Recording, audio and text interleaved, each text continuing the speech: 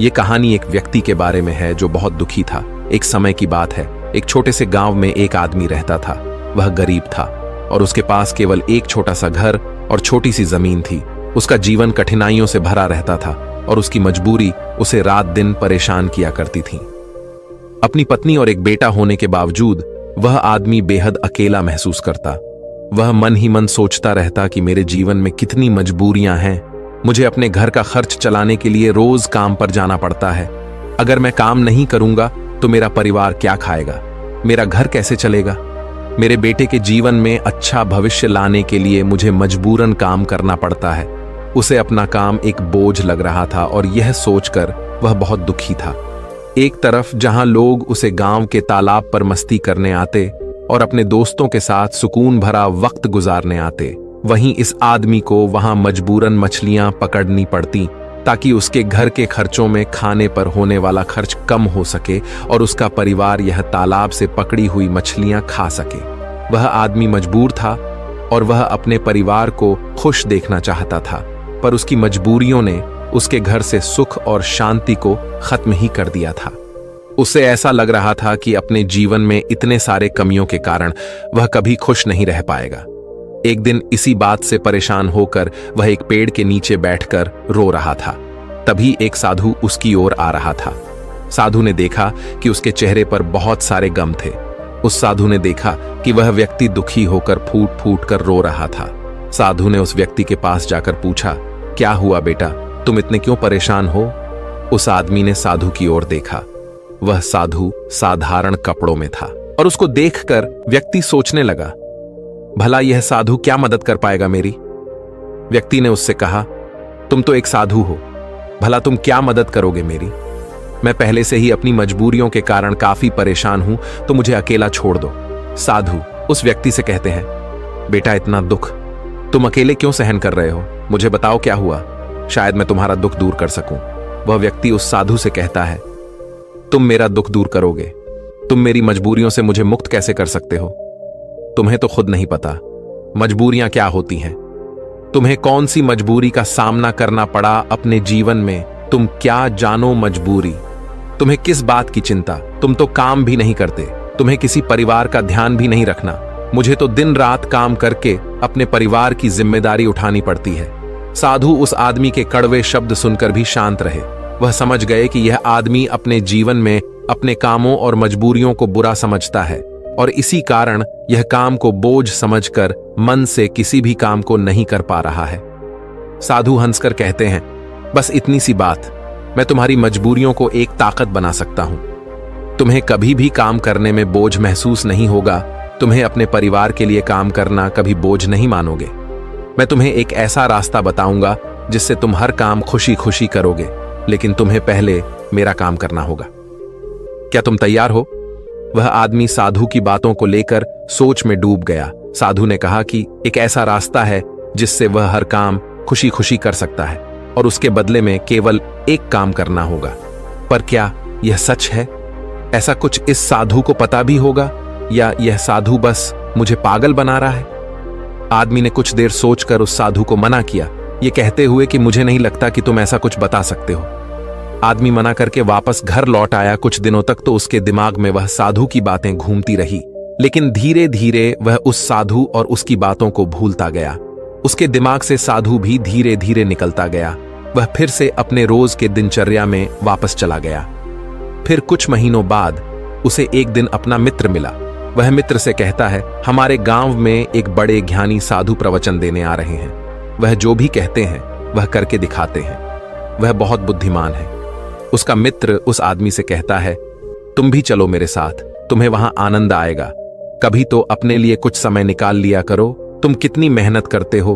वह आदमी सोचता है, मैं तो वैसे ही अपने रोज के काम में मग्न रहता हूं, मेरा मित्र सही तो कह रहा है, कभी अपने लिए भी समय निकालना चाहिए। वह अपने मित्र के साथ उस साधु के उपदेश को सुनने और वहां जाने के लिए राजी हो जाता है। अगले दिन यह व्यक्ति अपने मित्र के साथ उस आश्रम में जाता है। वहां उसे वही साधु दिखता है जो उसे उस दिन काम को खुशी खुशी करने का मार्ग बताने का वादा कर रहा था। मित्र से बात करते समय उसने पूछा कि क्या यही वह साधु हैं जिनके उपदेश हम आज यहां सुनने आए हैं। उसके मित्र ने पुष्टि की कि हाँ, ये साधु वाकई महान है और उनके पास ज्ञान की अमूल्य धारा है। और तो और उसके पास तो स्वयं राजा भी ज्ञान लेने आते हैं। वह आदमी अपने मित्र से कहता है कि मैं इस साधु से मिल चुका हूं। फिर वह आदमी अपने मित्र को सारी बात बताता है। उसका मित्र पूरी बात सुनकर कहता है, अगर यह साधु ने तुम्हें वचन दिया है तो अवश्य ही वह उसे पूरा करेंगे। तुम्हें उनसे फिर से मिलना चाहिए। आदमी फिर मन ही मन यह सोचता है कि क्या मेरा अब उनसे मिलना ठीक रहेगा? मैं उन साधु के पास जाऊं कि नहीं? वह मेरे बारे में क्या सोचेंगे? परंतु अब उसके मन में यह विश्वास था कि वह साधु उस दिन उसे पागल नहीं बना रहे थे, और अगर थोड़ी सी भी उम्मीद है कि मैं एक ऐसा रास्ता जान जाऊंगा जिससे मुझे कोई भी मजबूरी, कोई भी पीड़ा छोटी लगने लगेगी और मैं उस काम को खुशी खुशी करूंगा, तो यह मुझे जानना ही है। फिर भले ही मुझे उन साधु के सामने शर्मिंदा ही क्यों ना होना पड़े, चाहे कुछ भी हो, मैं इस मौके को अपने हाथ से जाने नहीं दूंगा। यही सोचकर वह आदमी उन साधु से मिलने का निश्चय करता है। उपदेश समाप्त होते होते शाम हो चुकी थी।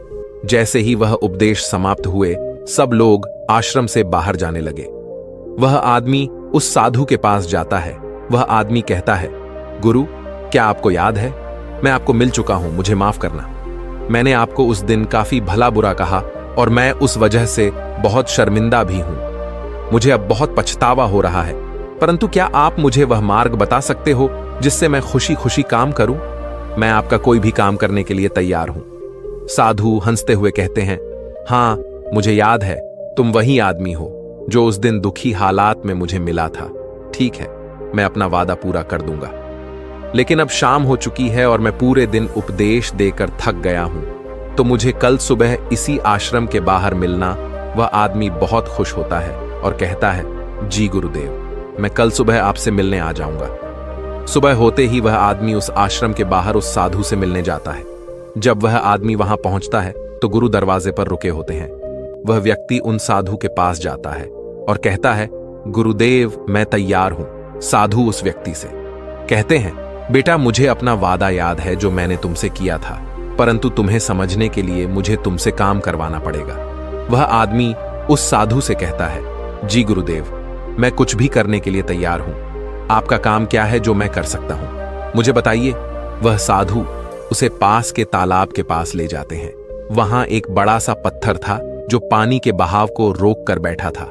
साधु उस व्यक्ति से कहते हैं, बेटा, क्या तुम्हें यह पत्थर दिख रहा है जो पानी के बहाव को रोक कर बैठा हुआ है? फिर साधु कहते हैं, तुम्हें इस पत्थर को यहां से हटाना है। जैसे ही तुम इस पत्थर को हटाएंगे, तुम्हें तुम्हारे प्रश्नों के उत्तर मिल जाएंगे।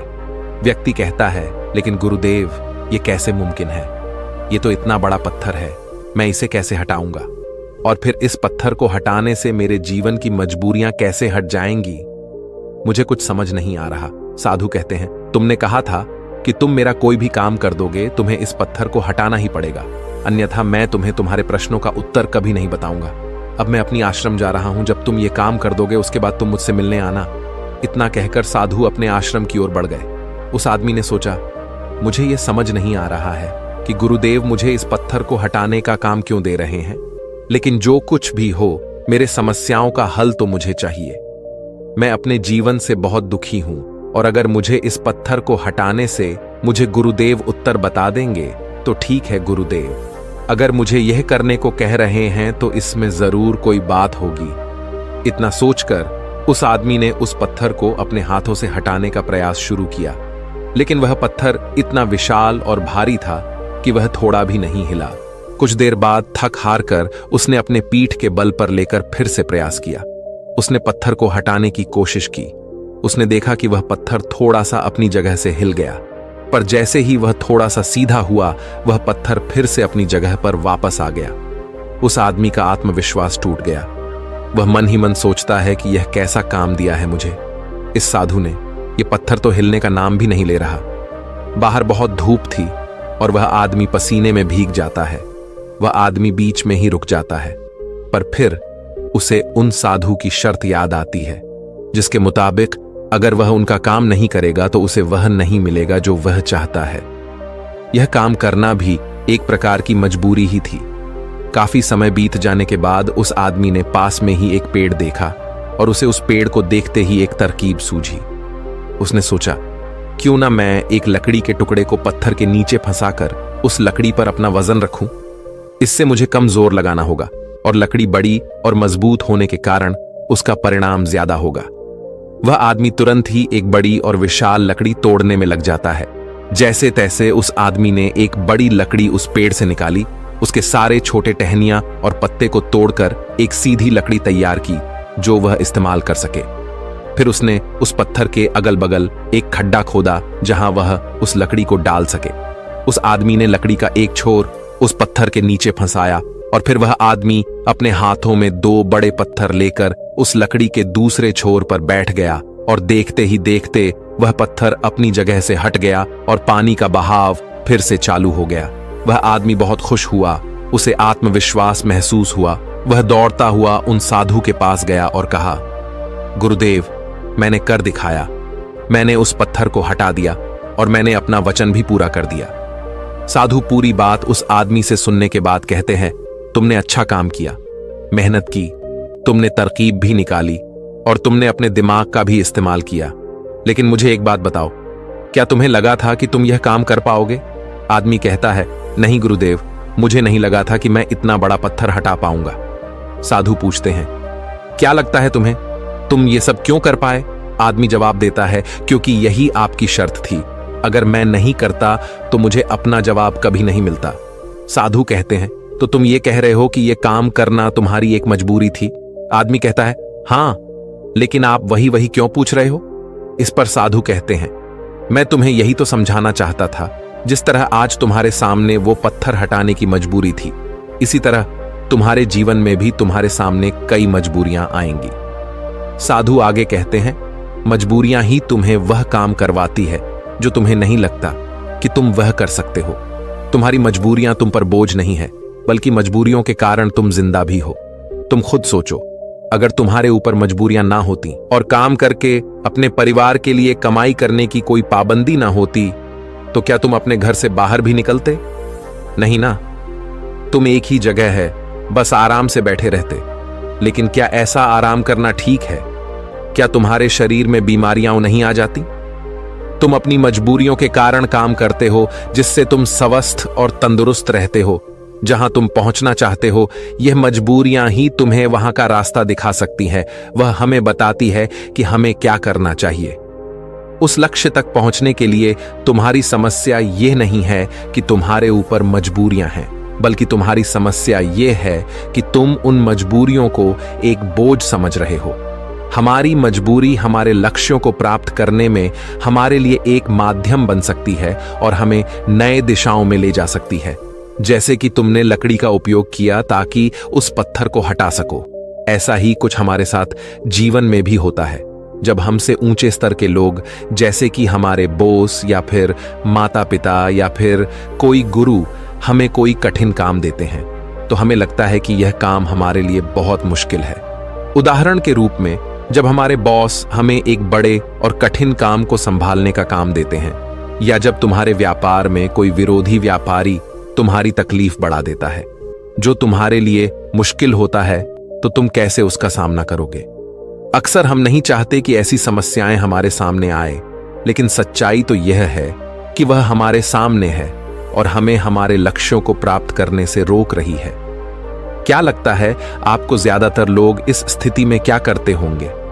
बेशक कोई नहीं चाहता कि वह संकट में आए, लेकिन जब एक विशाल समस्या उनके सामने खड़ी होती है, ऐसी कठिन समस्याएं जो उन्हें परेशान करती हैं, तब क्या करते होंगे लोग? जब भी हमारे जीवन में विशाल और भयानक समस्याएं आती है, तो हकीकत में वह हमसे सवाल पूछती है, क्या तुम इस लक्ष्य के काबिल हो? क्या तुम इस परीक्षा का सामना कर सकते हो? आप क्या करोगे? क्या होगा आपका उत्तर इस प्रश्न पर क्या होता है जब आपके सामने एक समस्या खड़ी हो जाती है जिसका समाधान आपके लिए मुश्किल होता है? क्या आप भाग जाएंगे? क्या आप अपने लक्ष्य को किस्मत के हाथों छोड़ देंगे? अगर हम इतिहास की ओर देखें तो हजारों लोगों ने इन सारे प्रश्नों का उत्तर ना में दिया। उन्होंने अपने हथियार डाल दिए, अपने लक्ष्य को छोड़ दिया, सिर्फ इसलिए क्योंकि उनके सामने एक बड़ी समस्या आ गई थी। ऐसा हम आज के युग में भी करते हैं। हम हार मान लेते हैं, हम अपने उच्च स्तर के लोगों को पागल तक कह देते हैं कि क्या सोचकर मुझे यह काम सौंपा गया, यह काम तो किसी से भी नहीं होने वाला, या फिर हम अपने लक्ष्य को त्याग देते हैं यह कहकर कि शायद यह लक्ष्य मेरे भाग्य में ही नहीं है। लेकिन इतिहास के कुछ लोगों ने इस प्रश्न का उत्तर हमें दिया। वे डटकर खड़े हुए और समस्या के आंखों में देखकर उसका समाधान निकाला। वह कुछ बढ़ाकर पाए उसी समस्या के कारण, और सच कहूं तो वह महान व्यक्ति आज उस मुकाम पर कभी नहीं पहुंच पाते। अगर उनके सामने समस्या नहीं आई होती तो उनकी समस्याओं ने उन्हें बड़ा बनाया, उन्हें मजबूर किया नए रास्ते ढूंढने में, कोई ऐसा रास्ता जो आज तक किसी ने नहीं सोचा था। बड़े और महान लोग भी अक्सर अपनी समस्याओं से जूझते हैं और उन्हें पार करने के लिए नए रास्ते ढूंढते हैं। समस्याएं हमें मुश्किल में डालती हैं और हमें मजबूर करती है नए रास्तों की तलाश करने में। यही तरीका है जिससे हम अपने लक्ष्यों को हासिल कर सकते हैं और अपने जीवन को सफल बना सकते हैं। और यही सही तरीका है हमारी मजबूरियों को देखने का। जब तुम्हारी नजर अपने लक्ष्य पर होगी तो तुम्हें अपनी समस्याएं छोटी लगने लगेगी। इसीलिए मजबूरियां अच्छी होती हैं।